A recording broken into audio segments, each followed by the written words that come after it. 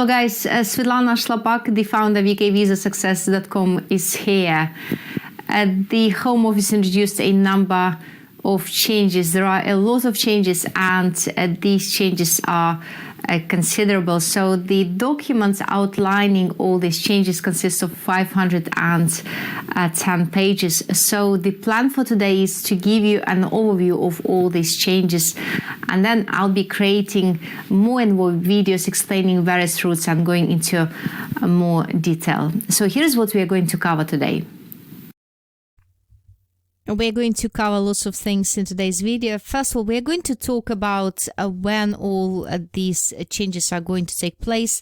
And we'll start with discussing general grounds for refusal. We'll concentrate on mandatory and discretionary grounds for refusal and what changes the UKVI introduced and how this will impact the applications. And there were a number of changes to the visitors application. We'll talk about this, and also we'll discuss the details of the new short-term study route, as well as the new parent over child student route.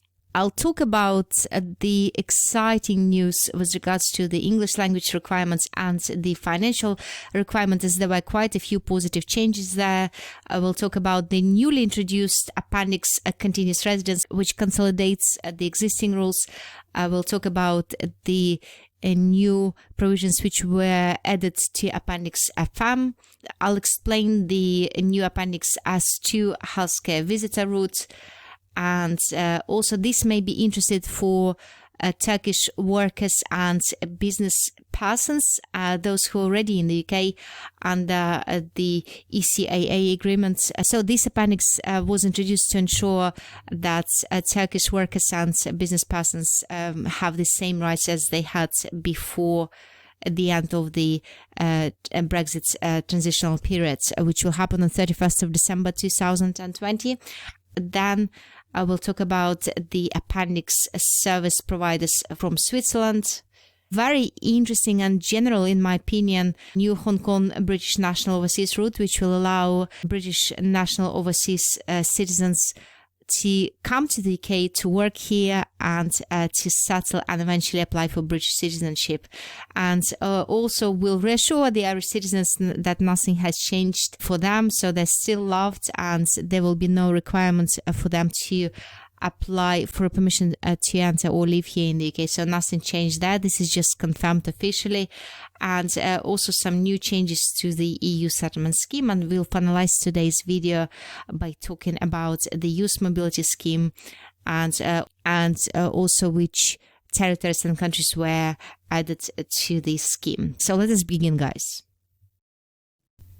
And guys, so that you know that if after watching this video you decide that you would like to know more, you're very welcome to request further information at ukvisasuccess.com/new PBS, where PBS stands for points-based system. So the first question you may probably want to ask me is when this is all going to happen. As with the majority of changes in UK immigration law, the Home Office will be implementing all these numerous changes very gradually so that you have time to adapt. Some will take effect from 9 a.m. on 1st of December 2020, some from 11 p.m. on 31st of December 2020, and some will take place after 31st of January 2020. Some will take place in summer 2021. So let us first will talk about general grounds for refusal. In the majority of visa applications, you'll need to meet three main requirements in order to succeed in your application. First of all, you'll need to meet the suitability requirements. Then you will need to meet the eligibility requirements. The eligibility requirements will always be different depending on the type of the application. And then you will need to follow the correct procedure. So the suitability requirements is all about not being caught by the general grounds for refusal, and it is all about proving to the decision maker that you are a suitable person and you will not endanger the UK society if your application is approved. So they've made changes with regards to mandatory grounds for refusals. Mandatory means that when you're caught by these grounds for refusal, this means that the decision maker will have no choice but will need to refuse your application. Whereas discretionary grounds for refusal is when the decision maker has a discretion and they can either allow or refuse the application. So with regards to mandatory grounds for refusal, the UK government imposed much stricter criminality requirements. In particular, UK immigration officers will now have the power to refuse visa applications made outside the UK, or when someone makes an application for permission to enter or stay in the UK, if a person has been convicted of a criminal offence in any country for which they have received a custodial sentence of 12 months or more. And the same rule will apply to persistent offenders and those who committed an offence which caused serious harm. Okay, with regards to the discretionary grounds for refusal, if a person committed a criminal offence for which they've received a custodial sentence of less than 12 months, then here the Home Office has a discretion, so they can either allow or refuse the application. And if they choose not to exercise the discretion in your favour, unfortunately there is not much you can do about it. It's also worth mentioning that there are more relaxed suitability requirements for visitors. Suppose a person makes an application to enter the UK as a visitor and it is for less than 6 months. In this case, the Home Office may disregard their criminal offences with custodial sentences of less than 12 months, provided that more than 12 months have passed since the end of the custodial sentence. And the same rule applies to non-custodial sentences and out-of-court disposals that were recorded on their criminal conviction. They've also changed the rules with regards to sham marriages. The Home Office introduced a new wording allowing to refuse the applications where they suspect that a person concluded a sham marriage, and they say here that a visa application may be refused where the decision maker is satisfied that it is more likely than not that the applicant is or has been involved in a sham marriage or sham civil partnership. This is quite interesting, but they've also introduced the customs breach grounds for refusing the application. Now, the Home Office has a new discretionary power to refuse permission to enter the UK where a person has committed a customs breach. And that is, guys, irrespective of whether or not a criminal offence persecution took place. And also there were new laws with regards to rough sleeping. The UK government has reserved a right to refuse permission to stay where they believe that a person has been rough sleeping in the UK. Now, there were a number of changes with regards to visitors' applications. The provisions, you may find the provisions for visitors' applications in Appendix V. So visitors can now study up to 6 months in the UK if they apply under the standard visitors route. These studies will need to take place at the accredited institution. However, there is one exception. There is no need for the institution to be accredited if the person wants to do a recreational course which is undertaken for leisure and if it is for less than 30 days. They've introduced new rules for the international drivers. Now, international route drivers who collect and deliver goods and passengers in and out of the UK can apply to enter the UK under the provisions of the standard visitors route. And there were really nice positive changes with regards to volunteer work. Volunteers no longer need to prove that their charitable work is an accidental one. Now they can apply as standard visitors where volunteering is the main reason for their visits. There were changes with regards to academic visitors, and now they can extend their permission to stay in the UK up to a total of 12 months. It is provided they meet some of the requirements. First of all, they need to prove that they are experts in their fields and that they were working in that field in academic or higher education institution overseas before arrival in the UK. This is exciting news for all academic visitors, as before only academics who were undertaking their own research in the UK whilst on sabbatical leave could extend their permission to stay beyond 6 months. And also we'll see a number of changes with regards to marriage visa. From 1st of July 2021, the EEA citizens will need to apply for a marriage visa in order to get married in the UK. And this rule will apply to EU citizens, those who are without the settled or pre-settled status under the EU settlement scheme. However, I would like to emphasize here that there is no need for Irish citizens to apply for a marriage visa. They are expressly excluded from the requirement. Okay, the new short-term study route replaces the current route allowing students to come to the UK to study English language between 6 to 11 months. Students who want to study for less than 6 months will be able to do so as visitors. And also we'll see the introduction of a new parent of a child student route.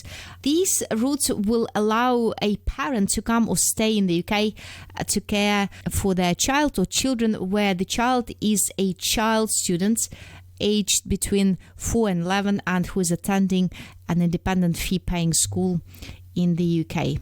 However, do bear in mind that parents with permission to stay as visitors, as short-term students, or someone who is staying here outside the immigration rule will not be allowed to switch to this particular route. So they will be expected to leave the country and reapply from outside if they would like to join under this parents of a child student route. Also, a parent will need to meet the financial requirements for this route. And as you can see, it's £1,270 plus £315 per month for those who apply outside the UK and for those who have been living in the UK for less than 12 months. So if someone was residing in the UK for more than 12 months, there is no need for them to meet the financial requirements. And the parent's visa will expire at the same time as that of the child student who they are coming to care for. So the visa will expire on 12th birthday of the child or when the child finishes his education, whichever is the soonest. So another positive change is in the fact that the parents no longer need to reapply every 12 months in order to remain in this category.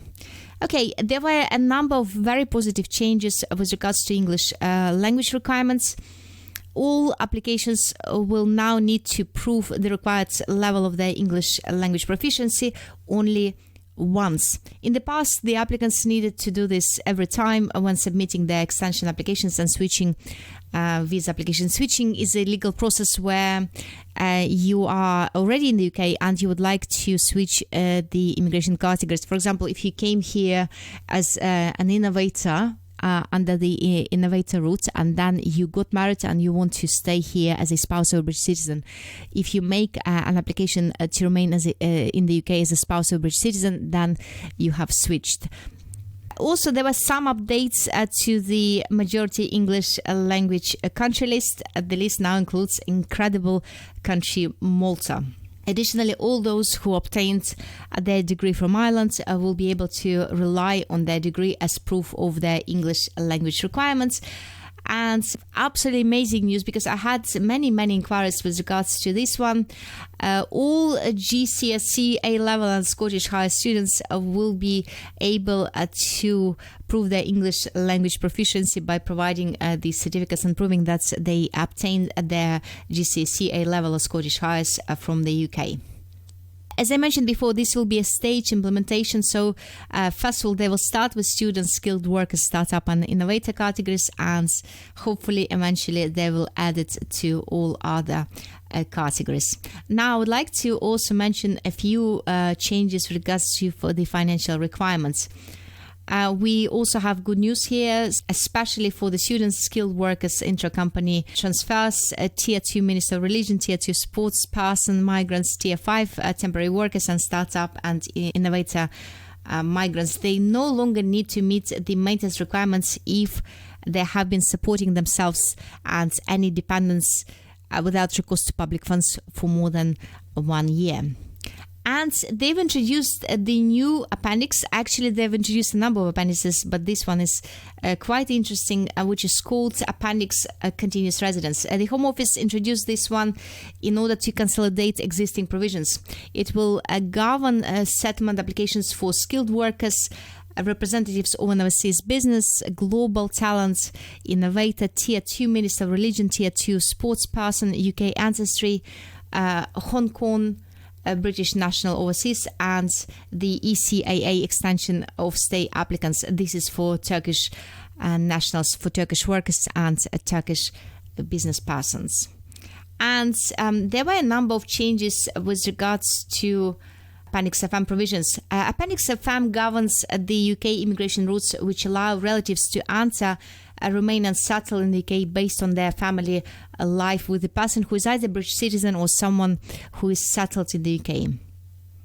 So the UKVI made several changes to Appendix FM to enable the EU citizens and Swiss citizens with a limited leave to remain under the EU settlement scheme based on being resident in the UK before the end of the transitional periods to sponsor a new family member, those who were not covered by the EU settlement scheme. So, for example, if we have someone who has a limited leave to remain under the EU settlement scheme and they got married after 31st of December 2020, they will be able to be reunited under the provisions of Appendix FM after that date. But I'm afraid they will need to meet the minimum income requirements and all other requirements which come together with Appendix FM. And I've actually created a number of videos explaining these very complex rules of Appendix FM. And also Turkish workers and business persons with a limited leave to remain under Appendix ECAA extension of stay will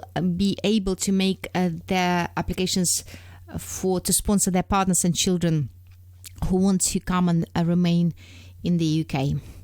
And they've introduced a new appendix which is called Appendix S2 Healthcare Visitor.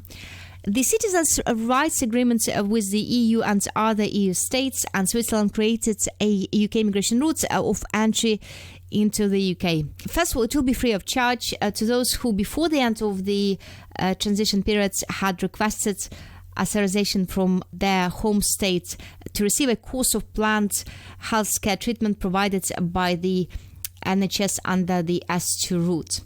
After the transition period ends, after 31st of December 2020, the S2 healthcare visitor route will allow eligible patients to enter the UK for a period which will be sufficient to enable them to complete their treatments. And what is really important to note here, that everyone who wants to come and support these persons, support the patients, will be able to do so under the provisions of Appendix S2 Healthcare Visitor.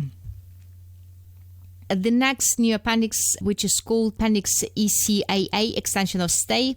After 31st of December 2020, the UK will no longer be under any obligation to provide preferential treatment to Turkish nationals. However, the new Appendix ECAA Extension of Stay will largely replicate the existing ECAA arrangements. That is to make sure that Turkish workers and business persons and their family members who are currently covered by those arrangements will remain subject to the same eligibility requirements, so that nothing changes for them and they will be able to eventually settle in the UK. And another new appendix, which is called Appendix Service Providers from Switzerland. This new appendix establishes a new UK immigration route for service providers from Switzerland. The route will allow companies and self-employed persons to fulfill their pre-existing contracts in the UK for up to 90 days per calendar year. Well, what is important here to note, guys, is that these contracts must have been signed and commenced before 31st of December 2020, and they expect this route to end on 31st of December 2025. And another very important appendix, another very important route is called Hong Kong British National Overseas Route. The decision to introduce this route follows the imposition by the Chinese government of a national security law on Hong Kong that restricts the rights and freedoms of people of Hong Kong. Okay, so British nationality overseas status is a form of British nationality created for people from Hong Kong so that they could retain a form of a British nationality and a connection to the UK after the handover to China, which happened, as you may probably know, in 1997, and that was after signing the Sino-British Joint Declaration. So anyone who was a British dependent territories citizen with a connection with Hong Kong was able to register as a British national overseas and apply for a British national passport overseas. And by the way, people could apply for British nationality overseas for 10 years before the handover to China on 1st of July 1997. It is now no longer possible to apply for this type of British nationality. So the Home Office believes that there were probably around 3.4 applications made, and since that time, probably 2.9 million British nationals or overseas status citizens are still alive. And since this status cannot be passed to the children, this particular nationality will eventually die. So the UK government introduced this Hong Kong British overseas route. The UK will improve the British nationality overseas citizens' entitlements significantly with the introduction of this route by giving them the right to live in the UK if they decide that this is an appropriate choice for them. There won't be any skills tests or minimum income requirements for anyone who wants to apply under this route, so there won't be any economic needs test or caps or on numbers and so on and so forth. So they will have an opportunity to settle here in the UK, and they will be allowed to eventually apply for British citizenship if they qualify. And very, very importantly, they don't need to have a job in order to come to the UK. They are allowed to look for work once they're already in the UK, and they will also be allowed to bring their immediate dependents, including non-British nationality overseas citizens. So that will be their spouses and children under the age of 18. However, those who would like to enter the UK under the Hong Kong British National Overseas route will need to support themselves independently without recourse to public funds. There will be very strict criminality checks, and they will need to stay of good character throughout the whole period of their residence in the UK. They will need to pay the fees, the immigration health surcharge, and if they subsequently apply for British citizenship after they've settled, they will also need to pay the fee, and they will need to meet the eligibility requirements. There are currently 10 requirements which those who would like to apply for naturalization under the 5-year route will need to meet. These routes will be open from January 2021. Okay, the Irish citizens. The UK government will also be making adjustments to the UK immigration system to reflect the fact that Irish citizens will not require any permission to enter or stay in the UK at the end of Brexit transitional period at 11 p.m. on 31st of December 2020. The Home Office will be making some adjustments to the immigration rules for the EU settlement scheme. Appendix EU governs the in-country applications, and Appendix EU family permit applies to applications which family members of EU citizens can submit from outside the UK. And the main changes will include the right to apply under the EU settlement scheme by the family members of EU and Swiss citizens, provided the EU citizen was and continues to reside in the UK under the provisions of the EU settlement scheme. And family members are close ones, so they are spouses or still partners in durable relationship, children or grandchildren, and dependent parents and grandparents. And close family members are residents overseas. Close family members will need to be residents overseas at the end of the transitional period, or if they were residents in the UK before that point, they will need to prove that the continuity of their residence have been broken. Okay, now I would like to talk about the deadlines. There are quite a few deadlines. So the first one is 30th of June 2021. It is the deadline for an application to be made by those residents here in the UK at the end of transition periods, with a scope for them to apply after that date when there are reasonable grounds why they missed the deadline. And the next one is 31st of December 2020. The UK government is generously widening access to the EU settlement scheme family permits.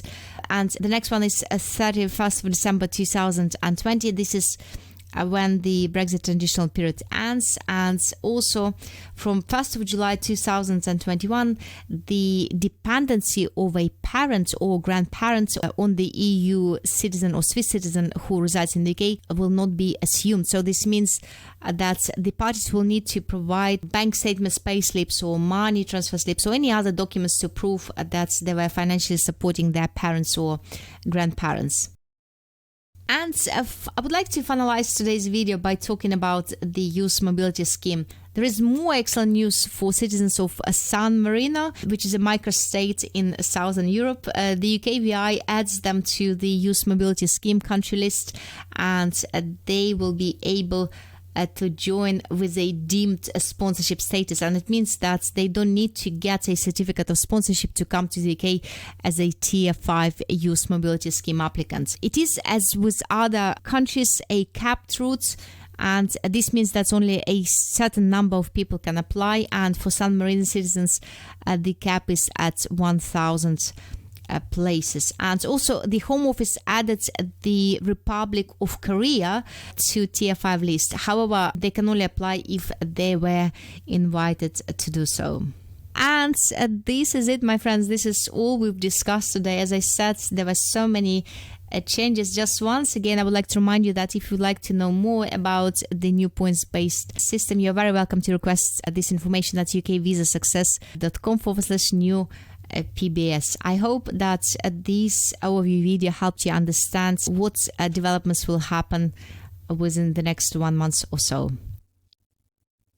I would like to invite you to visit this page, ukvisasuccess.com/more, where you'll find plenty of free immigration resources explaining various immigration rules. And I also invite you to subscribe to a new, very, very succinct and short newsletter where I'll be updating you on various changes in the world of UK immigration law, and also I will be sending various exclusive invitations to the members of ukvisasuccess.com community. You'll only be able to get these offers if you are subscribed to this newsletter. Have an amazing week, guys.